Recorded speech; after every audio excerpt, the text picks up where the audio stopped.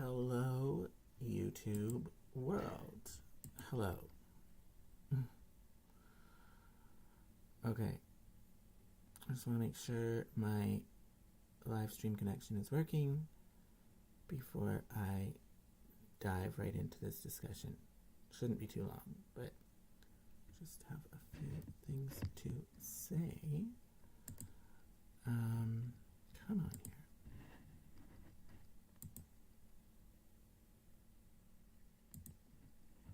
Yeah, okay, there it is. So there's the map. So yeah, in my last live stream where I was talking about my gratitude for being so blessed, I did mention that the next one was going to be about kind of different from my usual live streams, that I'm going to be talking about some land use conflict in Kamloops. And, I haven't really gotten too involved in local politics in Kamloops. Not like I'm hugely involved right now, but I'm just commenting on it. But that is my background. I have a master's degree in geography, which could mean a lot of different things. Geography is a very broad subject, but in my case, I specialize in urban studies, urban planning, and housing policy. Okay, so very much to do with the development of cities. Okay, so this is kind of going back to those roots. Although I come from Vancouver, so I'm usually thinking about Vancouver or bigger cities than Kamloops. But Kamloops is a city. It's not rural, and so my education does apply to situations in Kamloops as well.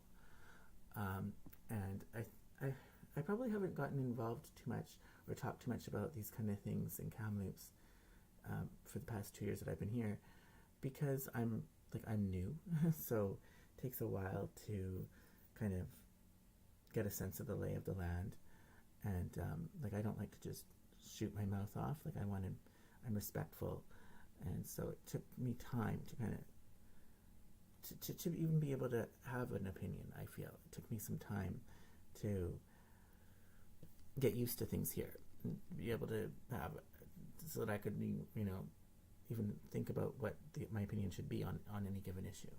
But I feel like that amount of time has passed now. So anyways, enough of an introduction. I'm going to read an article, which I'll show on the screen as well, and then I'm going to comment after I finish reading it. So let's get that up on the screen. Oh, no. Okay. Should have done this before I started. Will that work? Yeah. There we go. Perfect. I just stumbled upon this.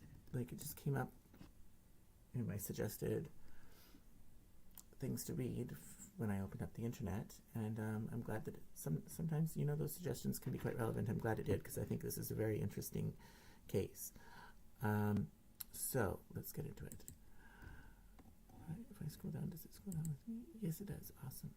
Okay, so the title is, this is from Castanet, which is I guess a news source for smaller communities in Canada, such as Kamloops.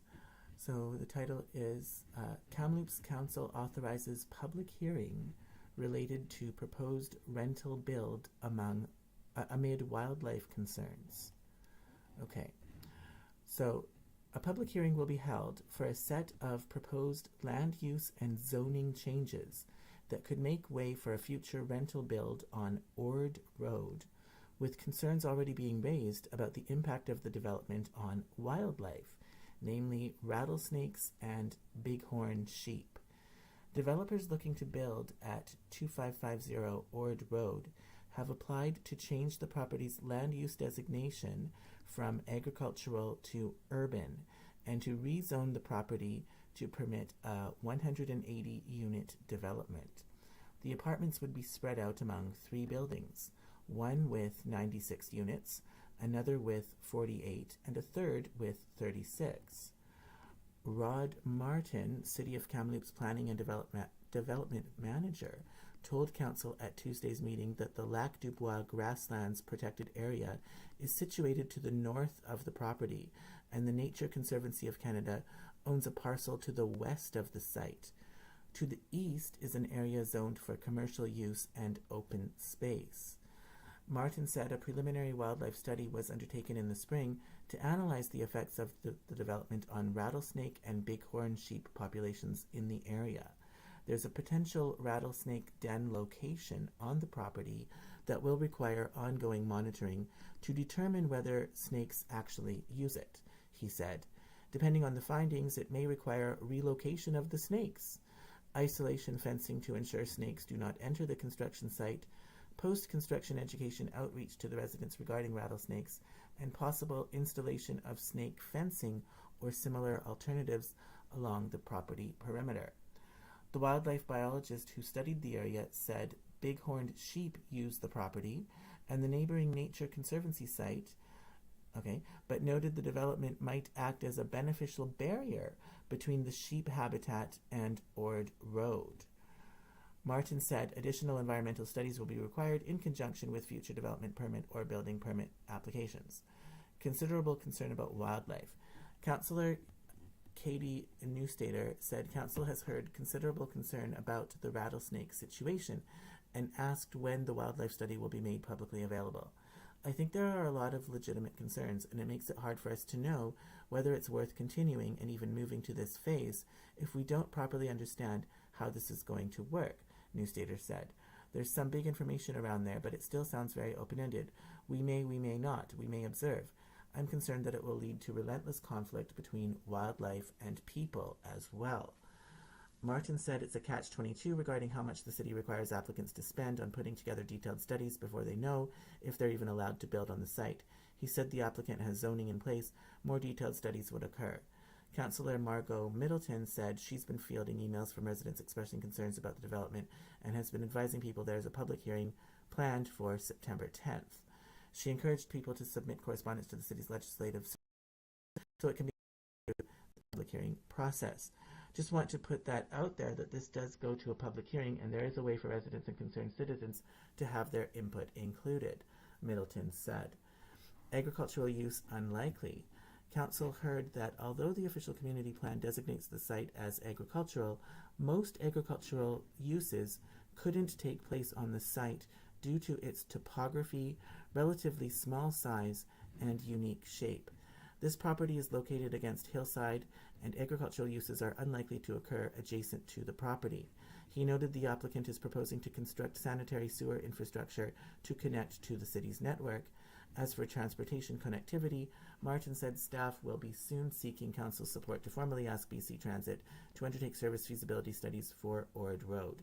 He added the city is currently developing an active transportation plan, and a sidewalk or multi-use path might be required along the frontage as part of the development permit under the new plan. Okay. I just noticed there's comments here, 5 comments. Let's see what those are about. Drive by that lot, 3 buildings, no room. Dumb bleep idea. Council needs to turn down this proposal. I agree. We, the city of Kamloops, are consistently encroaching on wildlife and wildlife habitat, be it bighorn sheep, deer, bear, yes, even rattlesnakes. For what? For building up a city that is having a hard enough time managing itself and what it currently has. Come on, give your head a shake. Don't take away everything that makes Kamloops visions of Kelowna, Vancouver development in your heads. We should stop encroaching on their living space of rattlesnakes. This has nothing to do with snake lovers. This is the same as any other wildlife losing their lives because we moved into their space. Rattlesnakes can be avoided by being aware, much like bears. I have no idea if Kamloops does or doesn't have anti-venom. Ironically, I do know that there is a vet here in town that has it, but you aren't going to die in the time it takes to the... but you aren't going to die in the time it takes the anti-venom to get here. Okay. It's a bit hard to follow that. So, well, my reaction. Let's get that's up. Actually, I've got the map here. Yeah. So, I think it's great that there's a lot of concern here for habitat for rattlesnakes. Um, you know, it's important to take that into consideration. But I was just struck when I read this article, like, who's talking about the need for habitat for humans? Like, where is that? Where is that in the discussion? I didn't see it. I didn't see any. Like, the most glaring thing to me is, okay, like, we're going through a housing crisis, this epic housing crisis. It's crazy how expensive the rents are, and not only that, but like just how impossible it is to find a place to live. Like like I said, I've lived in Kamloops for 2 years now, and I still live in a hotel after 2 years. And it's not because I haven't looked. It's because there's simply, like, the rental housing simply does not exist for the demand that is there. And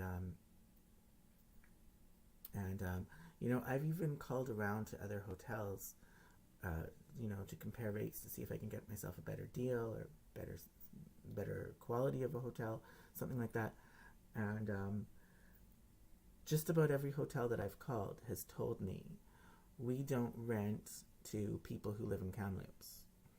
Like, we don't rent, because I'm asking about weekly or monthly. Like, I'm not going to pay a nightly rate like a tourist. I live here now, so I want to pay at least a weekly, if not a monthly rate. And what I'm told is, we don't rent to people on weekly or monthly basis. We just do by the night. And, of course, that's going to be very expensive, and that's geared toward short-term stays, tourists. Of course, the slogan for Kamloops is the tournament capital of Canada. So it's all geared towards people who are here for short-term stays, just in town temporarily on a visit, as part of a tournament. Okay, so we don't rent to people who just live here, is the answer from just about every hotel that I've called.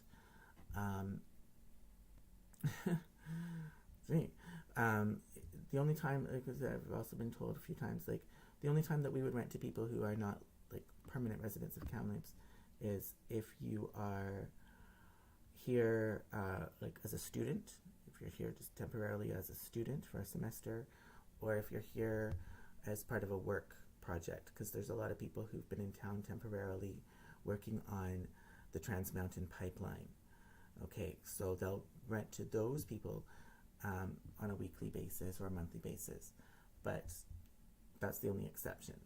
So, okay, so, but the reality is, a lot of people, long-term permanent residents of Kamloops, do in fact live in hotels.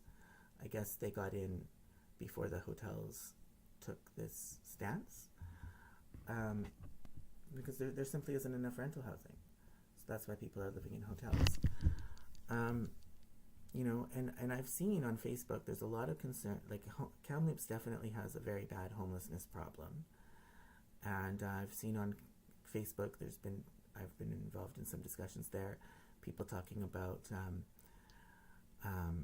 concerns about crime in Kamloops.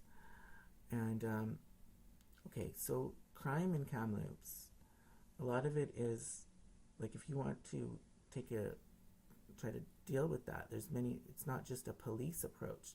You want to build a community that has the infrastructure in place that allows people to live a decent life where they won't have to turn to crime. And so a big part of that is housing. So the crime in Kamloops is directly connected to the housing crisis and the lack of rental housing here in Kamloops. I don't think the focus on tournaments is helping either, because, there's a lot of focus on making it a great place for people to host a tournament, but where's the focus on making Kamloops into a great place for people to actually live and settle down here and establish roots here in the city? Not so much with the slogan of tournament capital of Canada. Like, there's nothing in that talks about what a great place it is to live. So, I just think that I would be basically in favor of this redevelopment, um, because of the fact that it is talking about rental housing, which is so desperately needed. Um, the article did say that they don't know if rattlesnakes even live on the property. They just see that it potentially has a den that could be used by rattlesnakes. Okay, so we don't even know if there's rattlesnakes living on the property. Um, there probably are, though, given the habitat. But there are ways to mitigate that as well, is there not? Like it was saying, you can relocate the snakes or put in fencing and different measures to, it's about education for the residents as well, how to interact. You don't want to be walking through potential rattlesnake habitat, in shorts and sandals, for instance. You'd want to be wearing high boots, things like that.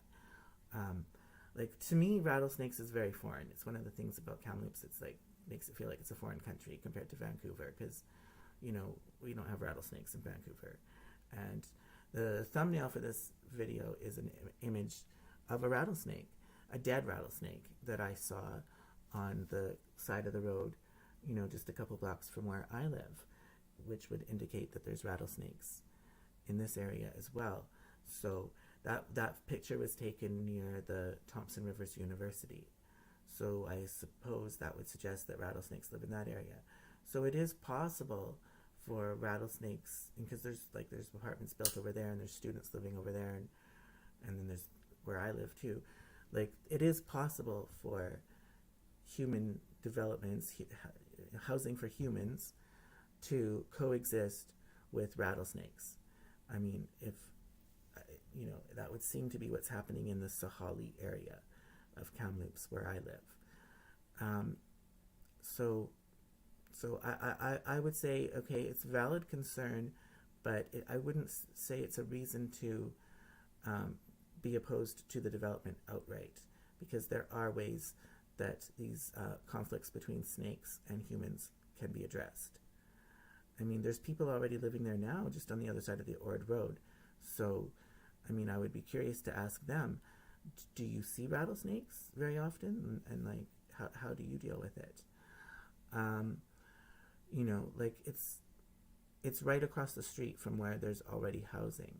And like the article said, it's zoned for agriculture, but it's not practical for it to be used as agricultural land because of the topography.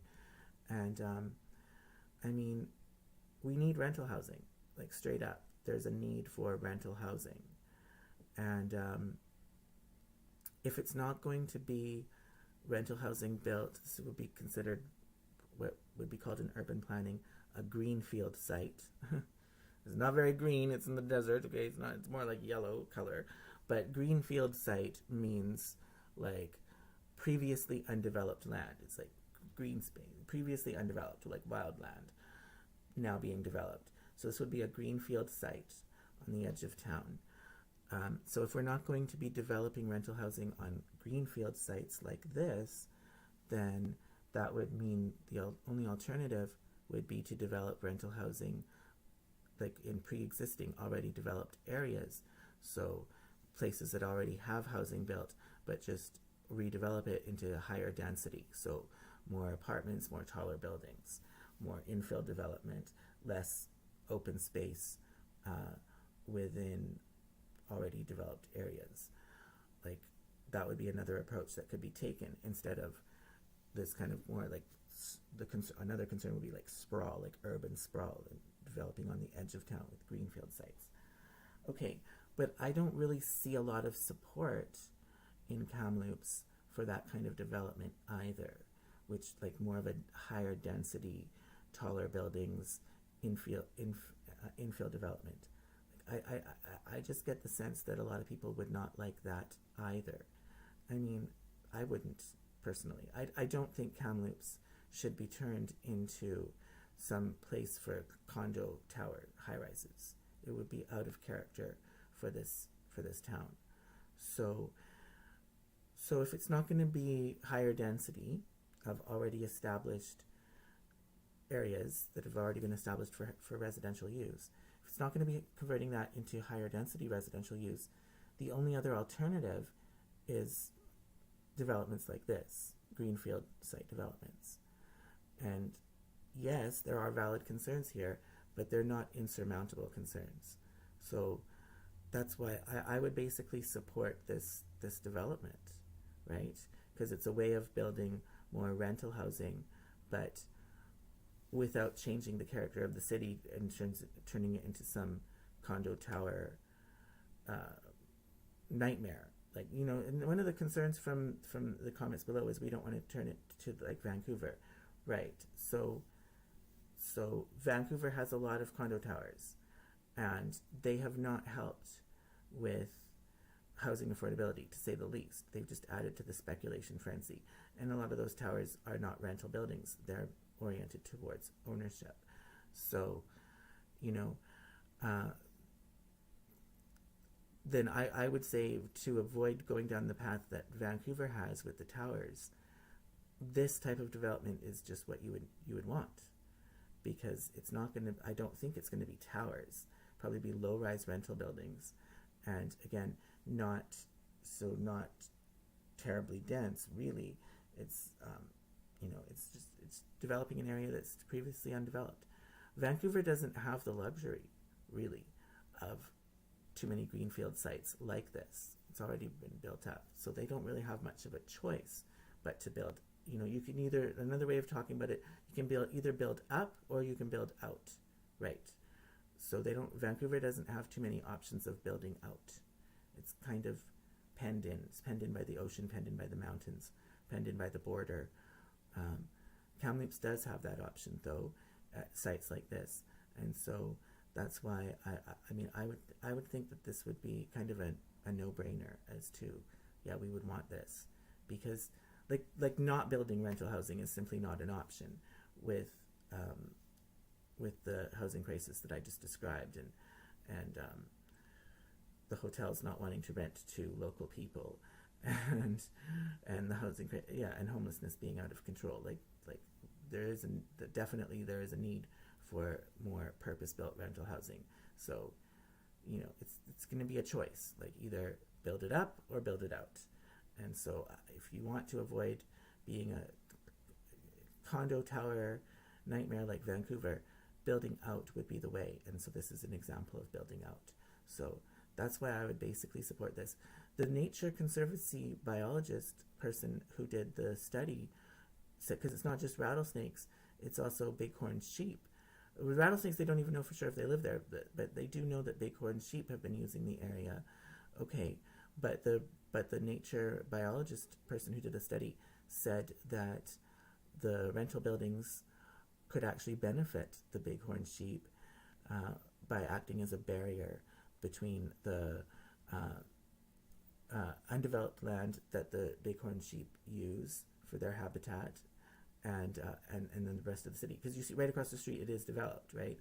So if you had those rental buildings there, it might help prevent the bighorn sheep from wandering across the Ord Road and getting onto these other properties across the street. So, I mean, that's what I read in the article there from the biologist who did the report. So it wouldn't seem that it would have very much of a negative impact on the bighorn sheep at all. If not, it might actually have a positive impact. And then for the rattlesnakes, well, we don't even know if they're there, and there are ways to mitigate those concerns. It's not impossible for humans and rattlesnakes to coexist, as we see in the Sahali area. So, yeah, I would just basically favor it. I have been, you know, I think Ord Road probably is a place that also needs transit. So I would think that would be a benefit as well, if this development is going to lead to BC Transit putting out a bus route along that road. And it said in the article that development of a sidewalk or a multi-use path may be a requirement for the building permit. Yes, like I would say it should be. Yes, I would think it would be quite irresponsible to build an apartment building here where there's It's not. It's just a previously undeveloped site, and not put in a sidewalk. Like, come on. So yeah, a sidewalk would be necessary as well. So yeah, that's just my opinion on that, and I just felt the need to share it because I read the article. It's great. Like, I'm very happy to see people be so concerned about the environmental impacts on rattlesnakes. But there was literally no sentence, like nothing at all in there about, okay, so snakes need habitat, but humans need habitat too. Like, who's standing up for the humans here? And so I felt the need to. I'm standing up for the humans here. And I think that we need more rental housing for human beings for the reasons that I've outlined. And so that's why I'm making this video. Who knows? Maybe I should go to the public hearing. You know, maybe I should. Maybe I should. I don't know. I probably won't. But, you know, maybe I should. Maybe I should get more in touch with my urban planning side, my urban studies side, and bring that to the forefront here in Kamloops, instead of focusing so much of my time on music videos that nobody seems to want to watch these days anyways. All right. That's all I have to say for now. Peace out.